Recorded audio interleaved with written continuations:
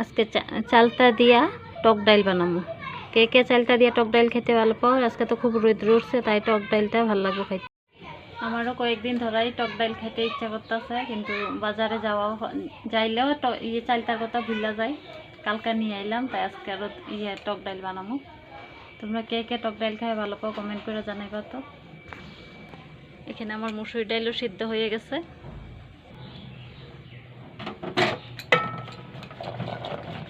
এখন ডাইলটা ঘুটনি দিয়া ও টেঙা গুঁড়ি দিয়ে দিন। চালতাগুলা না পাকিয়া গেছে, একদম মিঠা, টেঙা নাই, তাই অল্প অল্পই দিমু, আধা টুক দিমু, বেশি দিমু না। মিঠা হয়ে গেছে গে, ছেলে আবার ভালো পায় না, আমি শুধু আর অল্প আছে এটা, এই যে আর অল্প টুক আছে, এটা খামু মাখা কইরা। মাখা কইরা খাইলেও খুব ভালো লাগে।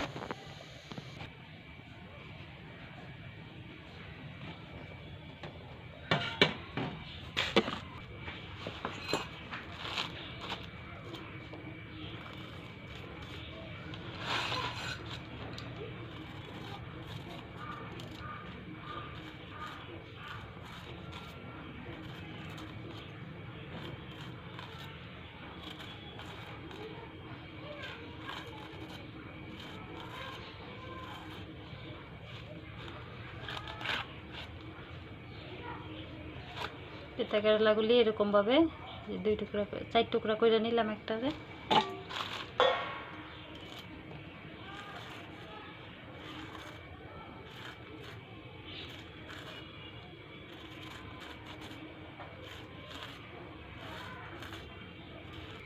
এই যে আমার এখানে তিতা কেরালা কাটছি, যে এদিকে আছে চালতা, এদিকে শসা, এদিকে ভেন্ডি লইছি। ভেন্ডিগুলি দয়া কাটুন, না হলে বিজল বাইরে।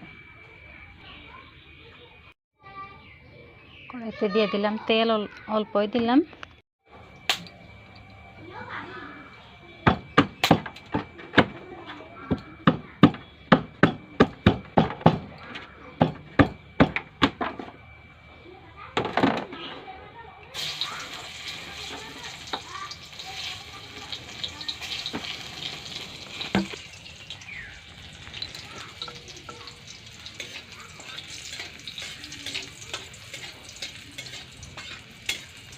চালতাটায় রসুন দিয়ে সম্বাস দিন।